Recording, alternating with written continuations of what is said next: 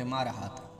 طبیب اس کوشش میں لگے رہتے تھے کہ ارد شیر تک جنگ کی کوئی بری خبر نہ پہنچے، لیکن یہ ممکن نہ تھا۔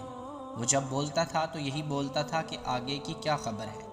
خبریں اچھی آ رہی ہیں، طبیب جو ہر وقت حاضر رہتا تھا اسے جواب دیتا اور اسے صدمے سے بچانے کے لیے کبھی کہتا مسلمان پچھتا رہے ہیں کہ وہ کس دیو کو چھیڑ بیٹھے ہیں، کبھی کہتا فارس کی شہنشاہی ایک چٹان ہے، اس سے جو بھی ٹکرایا اس نے اپنا سر پھوڑ لیا، اور کبھی اس کی چہیتی ملکہ یہ کہہ کر اس کا دل مضبوط کرتی عرب کے بدو کسرا کے جاہ و جلال کی تاب نہیں لا سکتے۔